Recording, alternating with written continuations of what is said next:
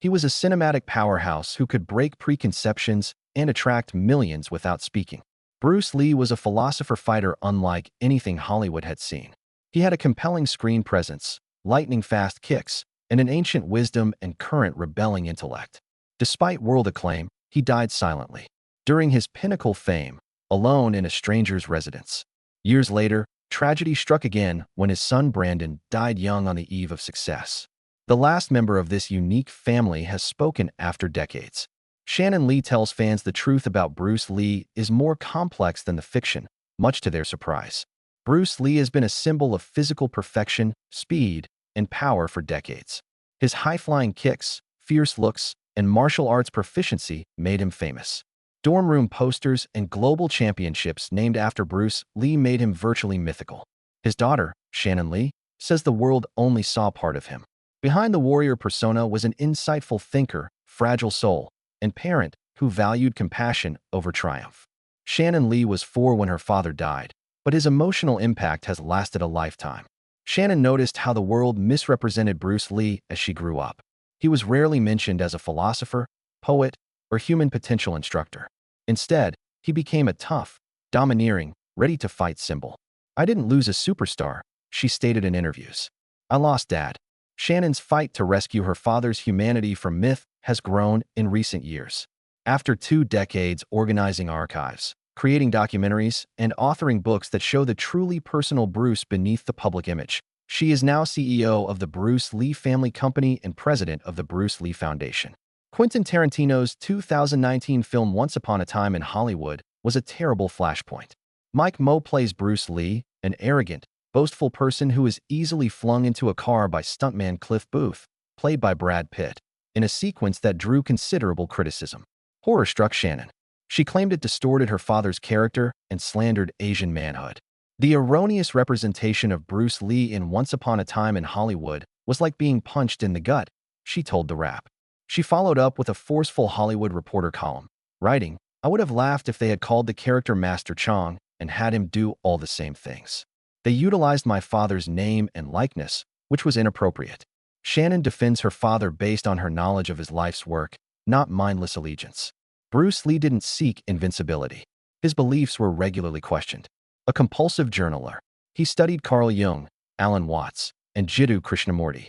He was obsessed with self-actualization, the lifetime quest of your finest and most true self. He wrote that all knowledge is self-knowledge. Shannon knew this Bruce Lee. He inspired others to grow emotionally and spiritually, not just physically. He embraced all students and publicly trained people of color when martial arts had rigid racial borders. Bruce's best friend and assisting instructor, Black Jesse Glover, was one of his first Seattle students. Traditional Hong Kong martial artists criticized him for teaching non-Chinese students. Bruce preferred to demolish walls. Bruce Lee was a hands-on father despite his popularity. He took Shannon and Brandon on fun outings and always returned to them after hard days on set, Shannon recalled. She remembered his not wanting to be God. He desired presence. Being a good man was his goal. Shannon believes Bruce Lee's poisonous masculinity is the most misunderstood part. He vigorously opposed it throughout his life. He valued cooperation to unnecessary competition. He wasn't scared to cry, doubt, or acknowledge misery. He became stronger with these traits. However, an industry preoccupied with surface strength edited out those pieces of him. Shannon Lee continues to highlight her father's forgotten traits. Her book, Be Water, My Friend, the TV show Warrior, and personal interviews invite audiences to see Bruce Lee not as a statue. She's reinventing her legacy as a person. She's reminding us that true strength is not hitting hard, but connecting profoundly. Man before myth.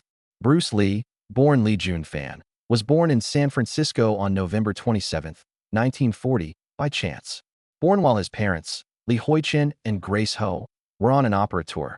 After returning to Hong Kong, the family endured years of Japanese captivity. Bruce's upbringing was filled with bombings, poverty, and congested slums. Despite the difficult conditions, creativity and disobedience grew. Bruce's father was a famous Cantonese opera actor. Bruce made his film debut at 6. His screen presence and assurance were clear then. But Hong Kong streets were merciless, and Bruce often fought. He was a scrapper and a performer who understood violence from art and survival. The famed Wing Chun master Ip Man taught him martial skills. Bruce continued.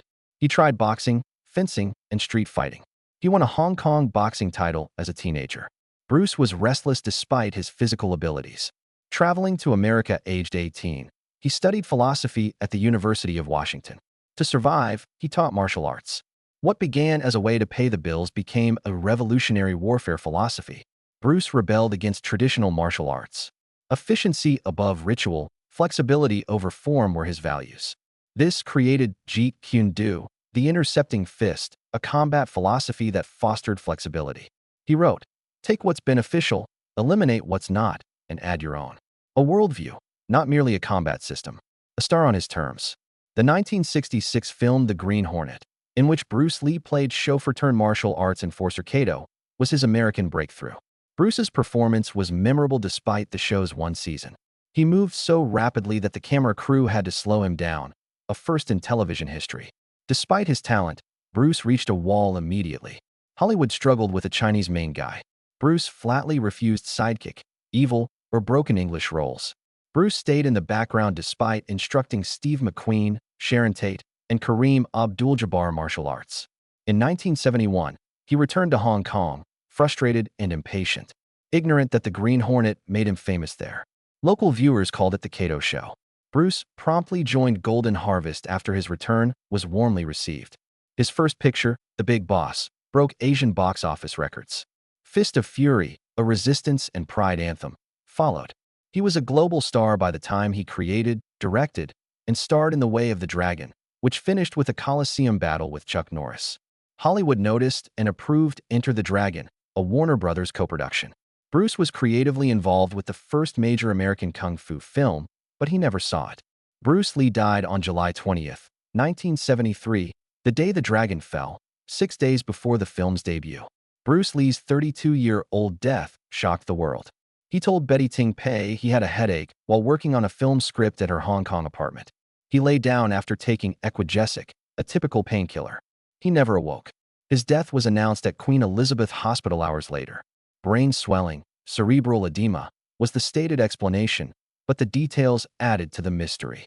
He had fainted months previously while dubbing Enter the Dragon lines. Doctors identified cerebral swelling and gave him mannitol. Speculation circulated about his poisoning. An allergic reaction? A cannabis reaction in his system? Or worse, a familial curse? Flying in from Scotland Yard, forensic specialist Donald Tyree declared it a death by accident. But inquiries continued. Later decades brought fresh theories. In 2018, biographer Matthew Polly suggested Bruce died from heat stroke. Bruce reportedly had his arm sweat glands removed to prevent appearing sweaty on camera, hindering his cooling. In 2022, a Spanish medical study offered something odd. Hyponatremia, low sodium levels from increased water intake, may have killed Bruce. This explanation claims that overhydration, drugs, and poor food damaged Bruce's kidney function, causing deadly brain edema. Shannon, Bruce's daughter, feels the tragedy is simpler despite scientific investigation. The world lost a man who was only sharing his deepest ideas. Being human, not just warring. Shannon's lifetime truth-seeking. Bruce died when Shannon Lee was 4. She doesn't remember his voice or ordinary appearance. He was friendly, energetic, and amusing, she recalled. Growing up in Los Angeles, being Bruce Lee's daughter was heavy. Strangers expected her to fight, perform, and be a legend like him. She lost her brother Brandon in 1993, shattering any remaining hopes. Brandon, 28, perished in a horrific accident while filming The Crow. A catastrophic mistake caused a blank-loaded prop gun to fire a real bullet. The parallel to his father's tragedy was disturbing. Shannon was grieving and questioning everything until she uncovered a box of her father's journals. Personal reflections, poems, and handwritten notes were included. In one passage, "I found the cure for my suffering from the start." She remembered that line. Helped her heal. It showed her Bruce Lee wasn't simply a cinematic legend. He sought truth, attempting to grasp his pain like she did. Shannon trained in Jeet Kune, studied acting, and appeared in Enter the Eagles and Martial Law. She got behind the camera. Shannon produced the blockbuster series Warrior, based on Bruce Lee's decades-old idea, without impersonating her father.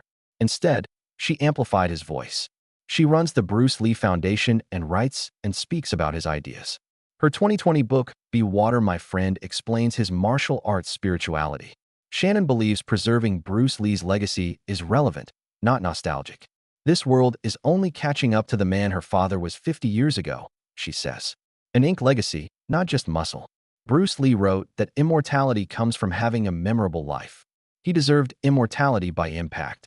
Shannon Lee says we should remember him as the philosopher, not just the dragon. He felt power came from within and courage was authenticity, not force. He opposed Hollywood and martial arts constraints and fought to be viewed as a whole person. Shannon has brought that message into present racial, gender, and identity discussions. She doesn't merely describe her father's strength. She captures his intelligence, self-actualization, and gentleness. She made Bruce Lee more than a cultural figure. He's an intentional living guide. Shannon wants us to know that dreadful truth. The world may have misinterpreted him. It praised his fists but ignored his heart. It honored his body but ignored his mind. Thanks to her work, that fact is finally becoming memory, not fiction. What do people misunderstand about Bruce Lee? Share in the comments. Enjoy this story. Like, share, and subscribe for more unsung Hollywood legends.